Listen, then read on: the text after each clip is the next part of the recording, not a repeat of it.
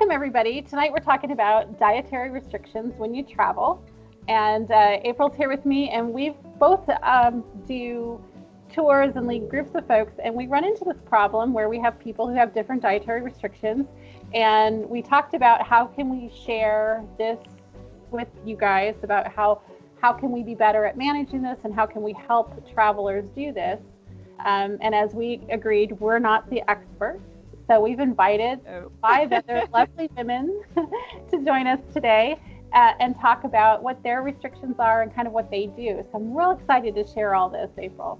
Yeah, me too. I'm excited to hear some of their tips. And I think it's really important, just as we've spoken about on many of our travel tips and series, how important communication is. You need to communicate. And if you're on one of our meetups or something, communication, then we can help pick something, choose something. So yeah. Let's get started. Yeah. So our first guest is Darby, and Darby is gluten-free and dairy-free. And she's just going to share some of her issues and what she does. So let's take a pause and listen to Darby. So first and foremost, I will say I don't have celiacs or anything like that so severe that I can't, that I really have to be so careful. However, actually just this past trip recently that I went last August with my family to visit. So my dad's Swedish, and so his family still lives over there. So when we go visit over there, we kind of travel around and try different areas and such. And so I found that, obviously different countries and different things have different levels of understanding. So for me, I am gluten-free and I am dairy-free for the most part. Like if I have it, or if it's in a small amount, or it happens to be, in a barbecue sauce or something like that, it won't, kill me. But so I am lucky in that regard, but it is still, I can't eat too much of it. Otherwise it will show up on my skin. It will just be a disaster. And actually recently, so we traveled around in France, and France is actually not super up to date on that stuff, which I was surprised about because a lot of Europe, Sweden actually is. They had a lot of gluten-free, dairy-free options, and so is, places like Australia and stuff like that. You can walk in and they're all up to date. But France, the only thing you could find really was, they had their typical croissants in the morning and coffee and orange juice. And if you didn't really fit into that category, it wasn't really a possibility for me. So, because everywhere we went to a few different like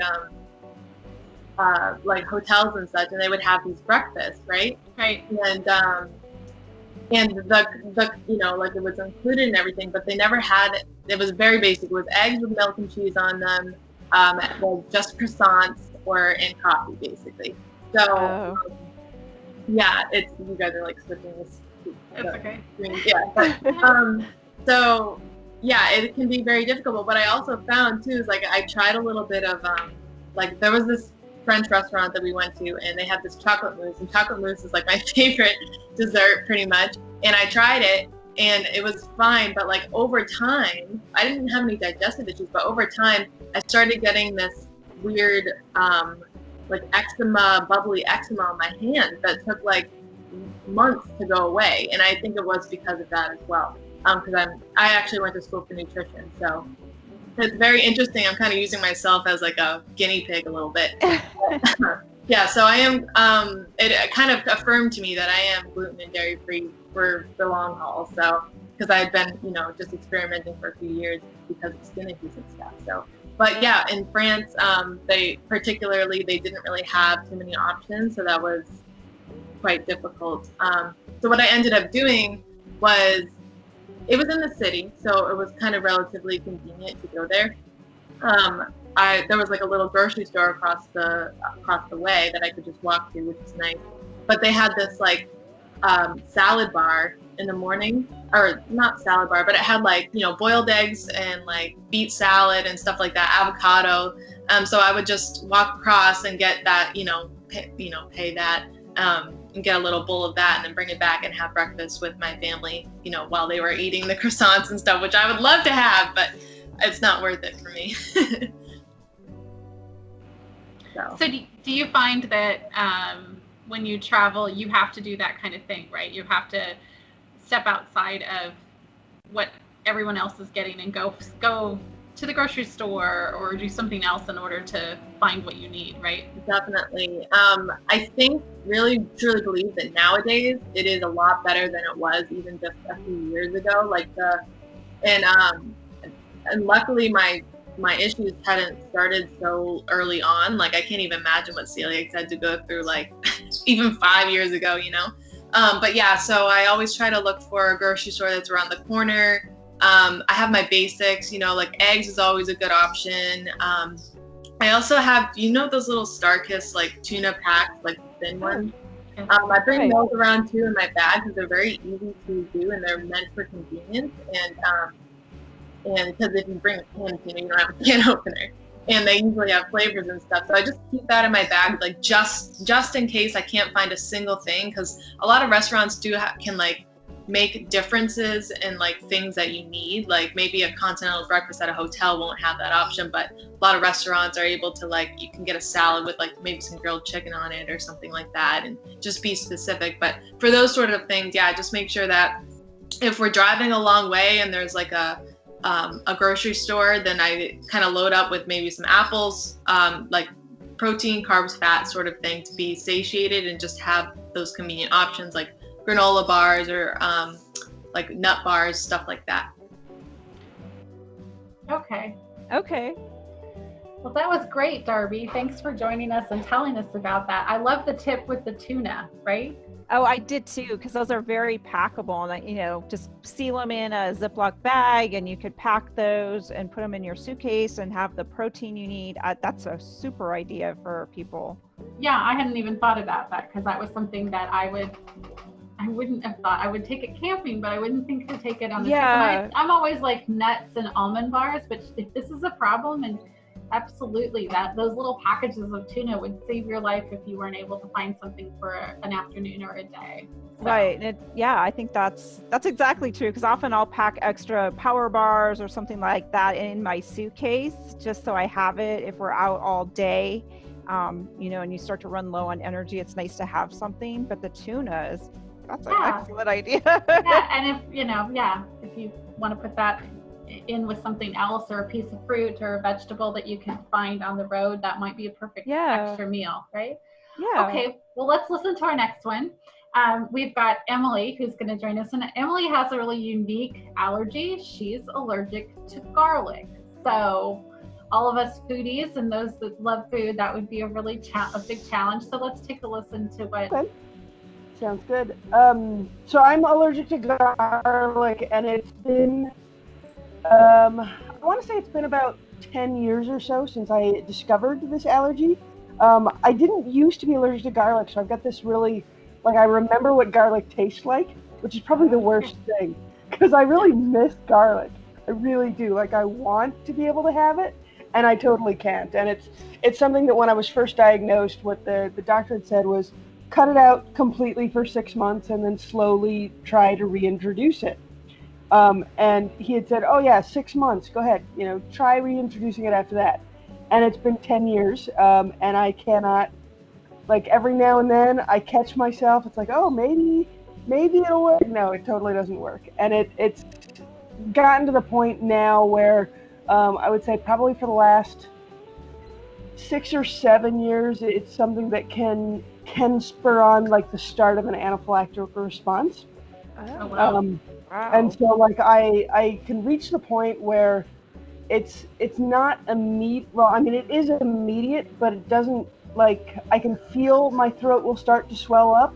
And so I can feel it starting to happen. And then it's one of those instances where, like, I have an EpiPen, which thankfully I've never had to use. And then I don't go anywhere without a big Costco-sized bottle of Benadryl, which is typically what I do every summer. I go home for the summer to really refill my Benadryl stash and do all my other things like that. And so I live outside of the U.S. for about 11 months a year.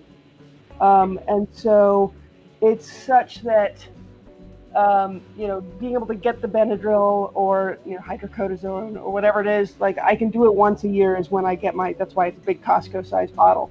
And thankfully this year I can't go home, but I have not run out of the bottle, which I'm happy about. But it's such that I can feel it coming on now. I've reached that point where if I don't, take the Benadryl and then use my inhaler right away, then that's when it'll just keep closing up and getting really bad. Wow. And so it's nice because I have enough of a warning that I can start taking medication to stop the reaction. And so that's been, I've lived outside the US now for 5 years. And I would say in the 5 years, I've been now in the Philippines. This is the end of my 3rd year, and then I was in the Middle East for 2 years before that. And in the Philippines for those 2 years, it happened once in the 2 years, and it was at work, and it was at a staff party, and my entire office knows, oh yeah, Emily can't do garlic. And so what they do, let's have a quick, it was the end of the year staff party farewell thing, and I was one of the people leaving, and I think they had just taken the lids off of the table, and I was probably clear on the other side of the cafeteria, and I looked at my friends, and I'm like, nope. If I get up and leave in the middle of this is why. And they all knew exactly what was going on, and so probably not even 2 minutes later, I got up and I walked home. Probably not the smartest move that I'd ever done. Let's walk home in the middle of, I could feel my throat closing up. I'm getting a little bit dizzy.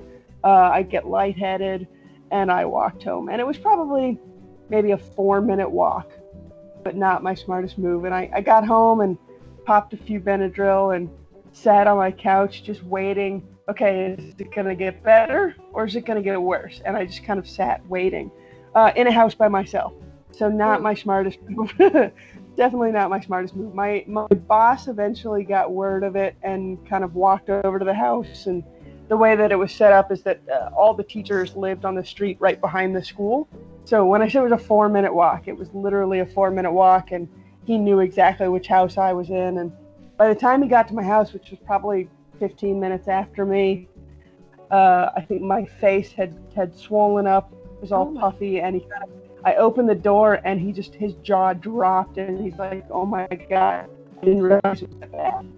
And that's kind of the typical reaction that I get from other people when they don't actually believe me that, there's a reaction that's going on. But that was the whole time I lived in the Middle East. That was the only time. And I lived there for 2 years and traveled all over the Middle East. One of the things I did when I was there, there was one trip I was taking. It was to Egypt because I wanted to see the pyramids.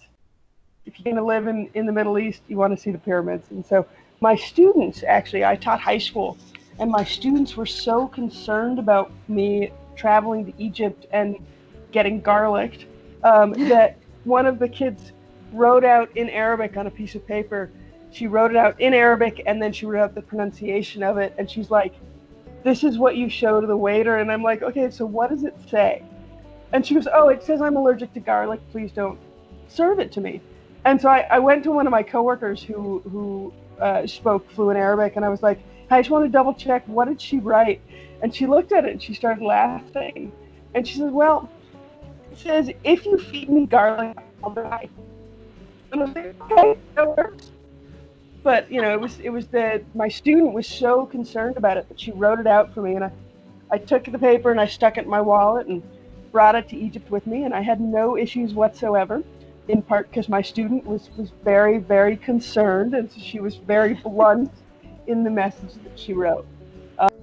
Wow, thanks, Emily, for sharing. That was really a really wonderful story of sharing that feeling that I'm sure others like you in your situation, whether it's, I had a coworker that was allergic to cinnamon, whatever it is, may not, quote, believe you until they physically see you go through something that literally life threatening. And it's too bad that people don't take it seriously. And if, I'm sitting next to you on the phone. I need to be open to realize, you know, if I have garlic in my food and you politely ask me, you're not kidding, you know.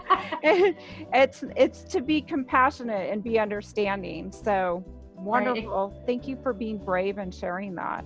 Yeah, and you don't think about that, like some of these odd things that people are allergic to, like garlic, and who would think of that, or cinnamon, right? So I'm glad that we've got a little diversity in this of the challenges that folks have.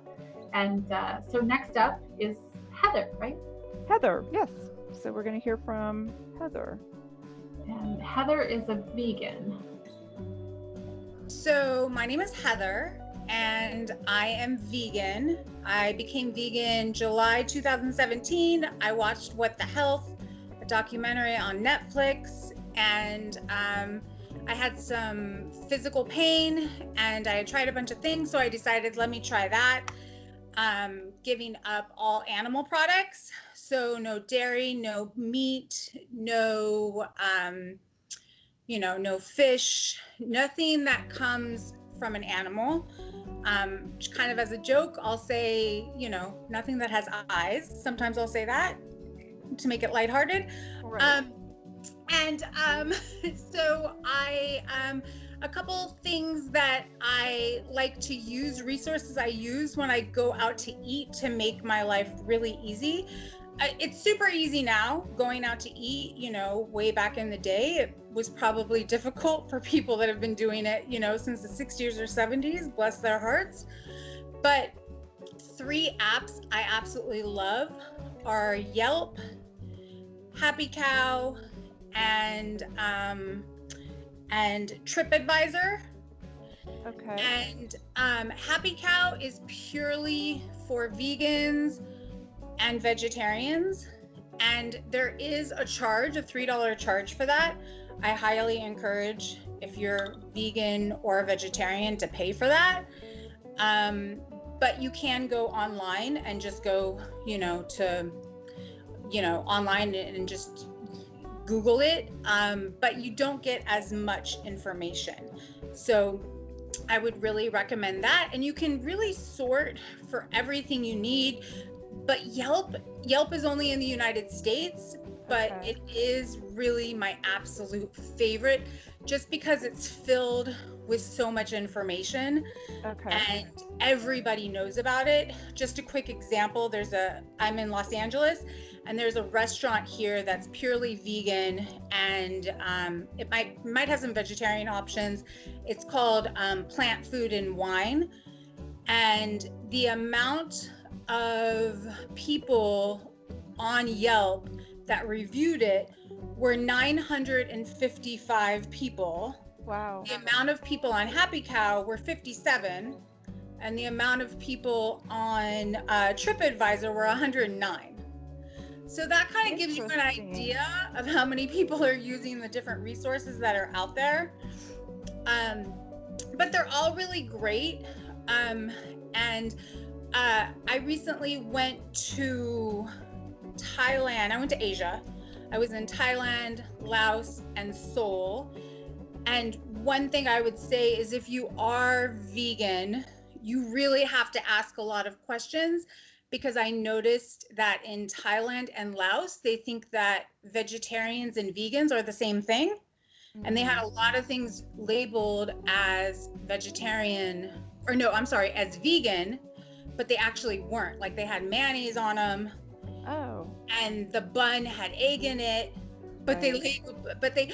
and I just knew, because I've been vegan for so long, and I just ask a lot of questions anyways. Another thing I do is I will write down, I will type up in their language, no eggs, no milk, no dairy, no meat, all the things that I can't eat. And then in English, I'll type it as well. And I'll verbally have a conversation with them, and I'll put it on my phone in like the notes section. And I'll also print it, and I'll have a whole bunch with me in Thai, in Laos, in Korean, and I'll give it to them. And oftentimes they every single time they spoke my language, the server, but they'll take it back and they'll give it to the cook. Oh, excellent. And that helped tremendously. And this was actually the first time I did it when I went to Asia. And I can't tell you, I mean, it was actually amazing that I had done that. And it even helped on the plane because on the plane when I got my meal, I told them in advance, but they kept bringing me food that wasn't fully vegan. So, and they didn't even get it. Even when I gave them the piece of paper, they still didn't understand. Oh. There was this language barrier. So, yeah. Right. Well, can you share an experience then, really good or, because of some of the tips you shared that has happened while traveling? Yeah. I've just been able to go to some really amazing restaurants, like through Happy Cow, because Happy Cow is international. So I will look on the app, and I found this one restaurant that was absolutely amazing. And you do have to be careful because, like I said, Happy Cow, it only had 57 reviews for plant food and wine. So I had a really good experience, but I also ended up walking really far, and the restaurant wasn't even there. And I was literally nowhere. And that's okay, because I love to walk when I'm like in a different country or city, somewhere in the United States. So that was fine, but I was really far away. But this time I ended up going to a family-owned Thai restaurant, and it turned out it was owned by this white guy that's from the Bay Area, San Francisco Bay Area, and he moved to Thailand just because he wanted a different experience, fell in love with a Thai woman, ended up marrying her. They opened up this amazing Thai restaurant, and then the wife's mom was in the back like cooking, and the wife was in the back like cooking, but she was also a server, and he was a server too. It was a whole amazing thing. It was like all family run, and friends ran it. It was kind of a small establishment, but really well done. The food was amazing. Okay.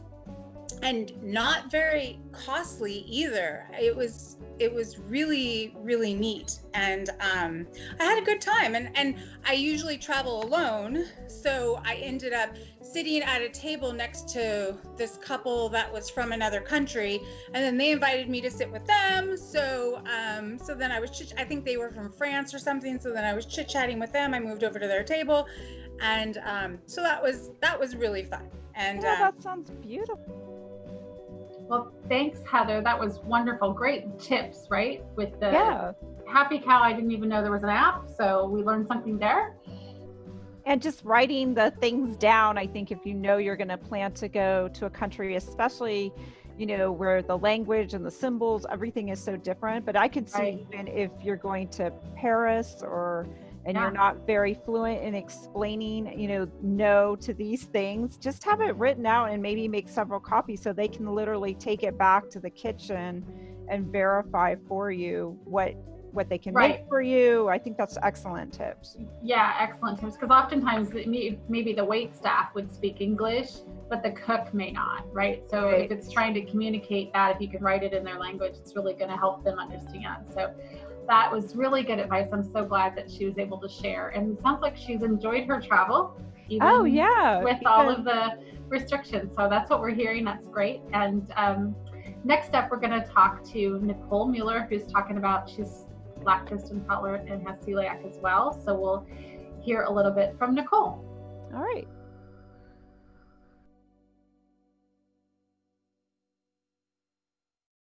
So I have been lactose intolerant that I've known about since I was about 10 years old. And so that's just kind of an allergy I don't really think about anymore. I just avoid it because it's just kind of ingrained in me at this point. And then I learned that I had celiac when I was about 29.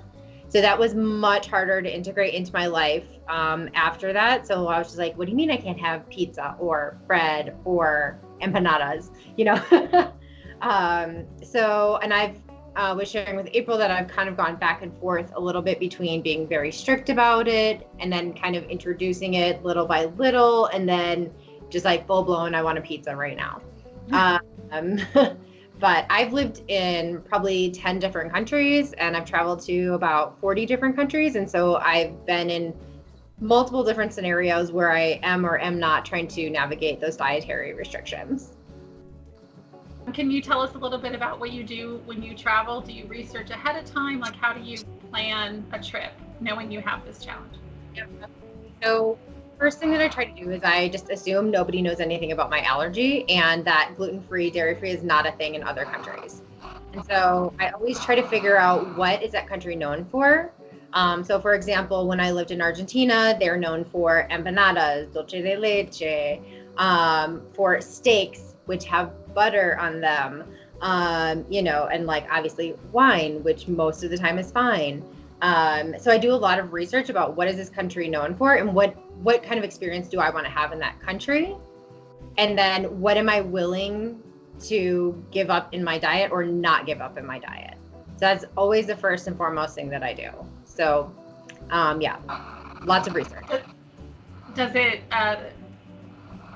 it make you select different countries when you do the research and you realize that there's a lot of challenges? Do you choose not to go there or to go places? Like, does it matter?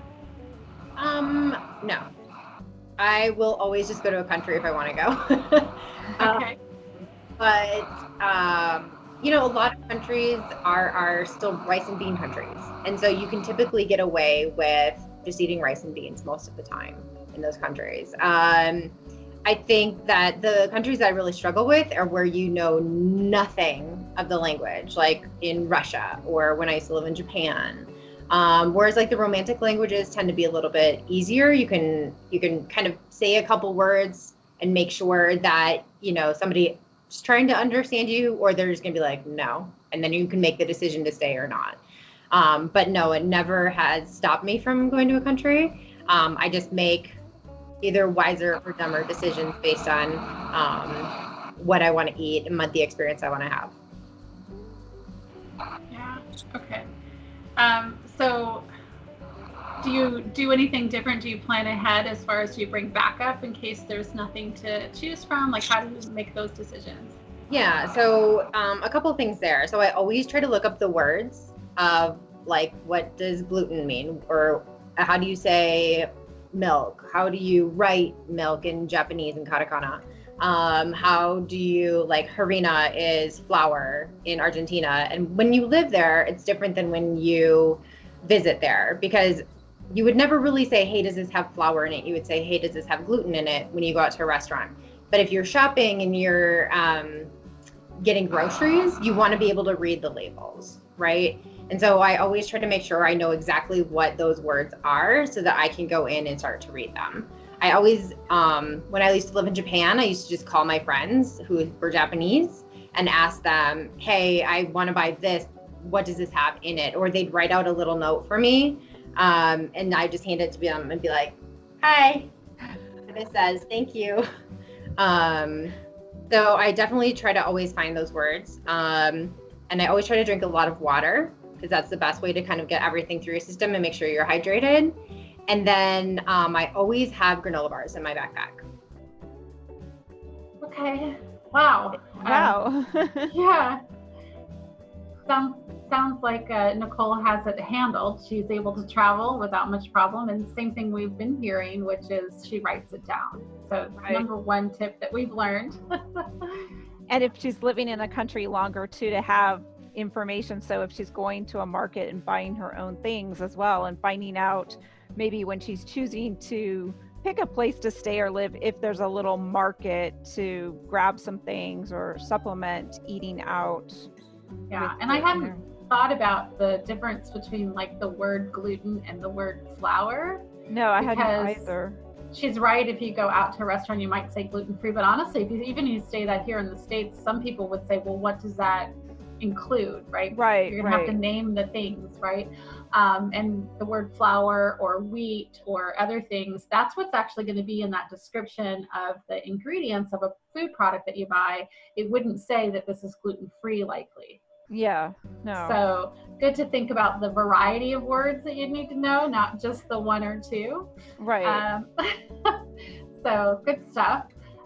We have one more. Our last guest is Sonia, and Sonia is going to join us and talk about her issues. She is a natural vegetarian, and then she also has a number of digestive challenges. So she's going to share with us her experiences.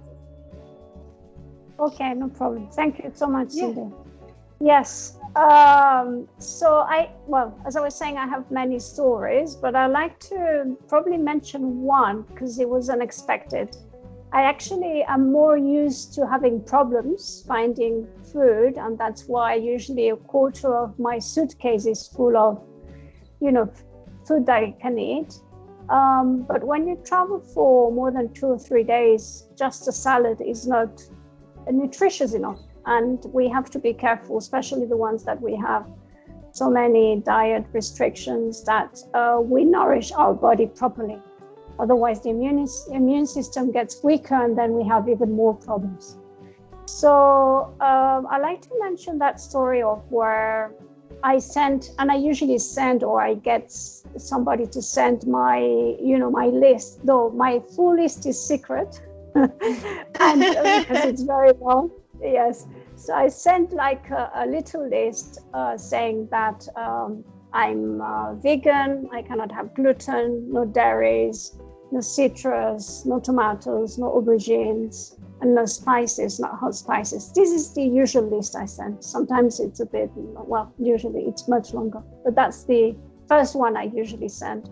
That at least covers me for a day or two, then until they know me, and then the very creative chefs can then make very interesting dishes.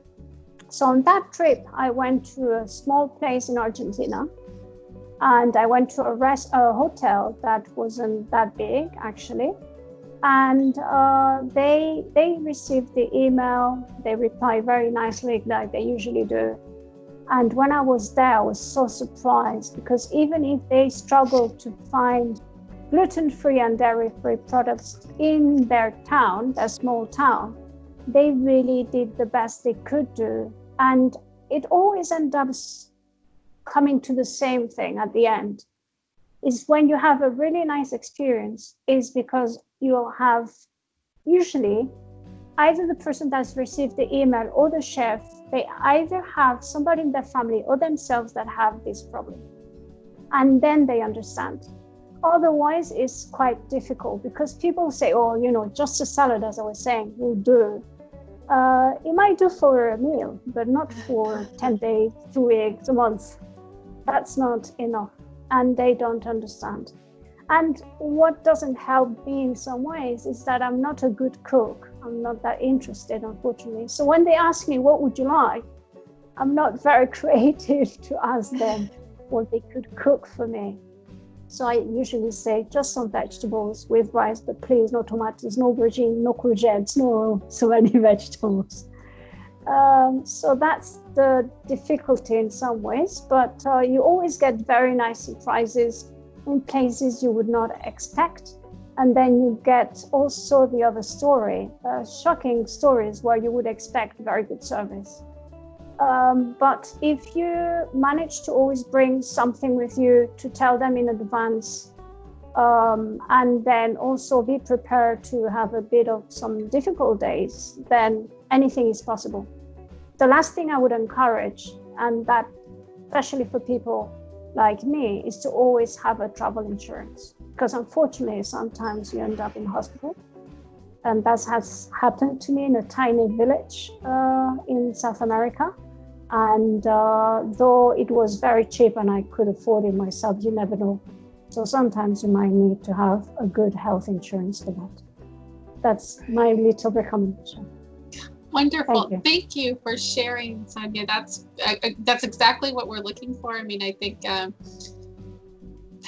it's hard when people, don't communicate ahead of time, and it sounds like you're doing that, right? You're sending that email, and I'm hearing what you're saying, which is if they, the organization has family or friends who also share some sort of dietary issues, you often get a much better, response from them.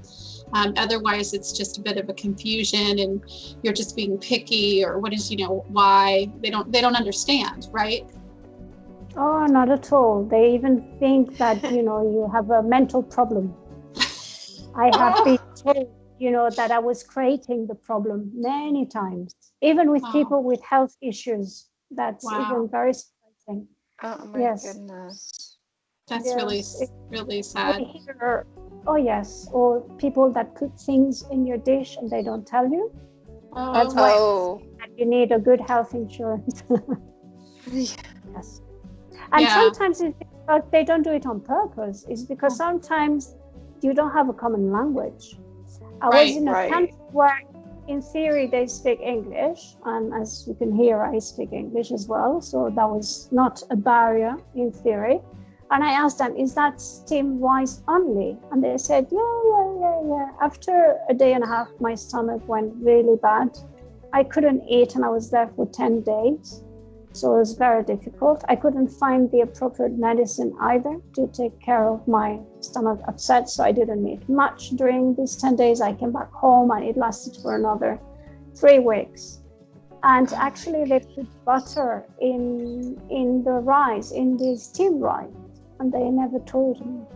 Wow, Sonia, thank you for sharing. Once again, just, you think you're just asking for rice, or they think they're just giving you rice and they don't think about the way they've probably prepared it for ever. It's just kind of their tradition. But that whole just consistent of reaching out ahead of time, making a real strong effort, not only to protect yourself, but to allow them to get creative and maybe provide a really beautiful experience as well that you'll take with you and want to tell others to come and stay with them or eat at that restaurant.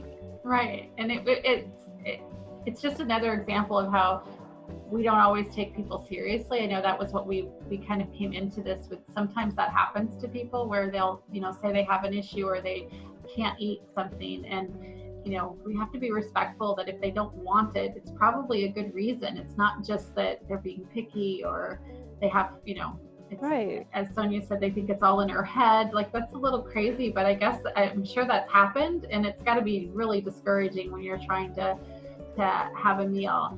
And I think Sonia has one little story she's going to tell us. You just mentioned about great stories. So let's just listen to Sonia's quick story about where she had a wonderful experience.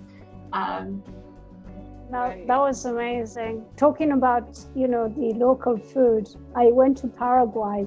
That was amazing. It took them, I was there for 2 weeks. It took them more or less about a week to understand my diet and to understand that I wanted to try their food, but with my possibilities. At the first week, I lost a few kilos. By the end of the second week, I put on those kilos and even more, because when they understood, my goodness, it was a feast. It was such a feast. And they didn't only cook for me breakfast, lunch, and dinner, but also meals in between. Breakfast, lunch, and between lunch and dinner. And everybody was jealous, There were only 50 people, and I was the only one with the special dishes, and it was magnificent. That's great. Remember all these incredible experiences I've had, actually. Great. Yeah, that was wonderful that she took time to share that with us. Yeah, sometimes you end up with the better dish that everyone's like, wow, what's in there? But it's kind of that message that we talk about sometimes about the things that go wrong, or sometimes the best stories. And so, like in this situation, her one, hindrance is her diet, but it turned out to be a beautiful thing, just having that as a challenge and, making something different happen. And they got different food. And I know that has to be a challenge for folks who travel with dietary restrictions, because part of travel is trying new things. And if you can't try, and just like she said, she wanted to try what was local to their area and the way they cooked and prepare things, but it was only because her body is fighting her that she, Right. Well, and so I think that I was going to just kind of summarize one of the things that we've learned. I mean, we've learned that you bring a backup, right? We heard that earlier, that you should bring something in case, especially on those shorter things when you can bring stuff. But I heard some of our folks we talked to today, they were talking about bringing extra stuff in their suitcase. So, And then writing it down, have things prepared. Right. So if there is, in many countries, there's going to be some sort of language barrier at some point, possibly. So just to be pre-prepared, write down the words in the language, maybe a couple different ways, like we found with the flour and the bread and the gluten. Right. To explain it, make it easy to understand. Right. And then I know Sonia was talking about it, and we heard it a little bit with other folks, like just communicate early. And I know you and I talk about that. If you let us know ahead of time, we'll choose better as the tour guide, as well as, other people can prepare. And I know Sonia was writing emails ahead of time. That really gives people a chance, right? Like if you wait until you arrive at the restaurant and you're a vegan and we came to a barbecue restaurant where we have barbecue everything, and it's, what am I going to eat, right? That if you told us ahead of time, we might plan differently or just adjust things. So right. I think that really helps. What else did we hear? Oh, we heard about apps from Heather. She gave us the Happy Cow. Oh, the Happy app. Cow. That was a new one. I hadn't heard about Happy Cow. And it looks like it's more geared towards vegetarian, vegan, some of those more specialized diets. And just and she also encouraged people that if you do go to a restaurant and you have dietary restrictions, it's helpful to others like you to take the few minutes and leave a review, as she said. Right. Yeah, that's got to be helpful. And, so on that point, when something we always talk about, which is research, right? So do your research ahead of time. I know Nicole talked a little bit about that, about just researching the country of where you're going and making sure if it's meat friendly and heavy or vegan friendly, like what's going on in that country, so you have some idea what you're going to be up against. That might make a difference on how much backup you would bring, depending on what the location is and how long you're going to be gone. Right. So, and I think someone mentioned too, and maybe it was in some pre-conversations or emails, someone had mentioned too, if you're flying, to go through the airline's website, you might be able to pick a special meal. May not be able, you might look for something. I think someone mentioned United had something like a bland meal, which I didn't realize existed.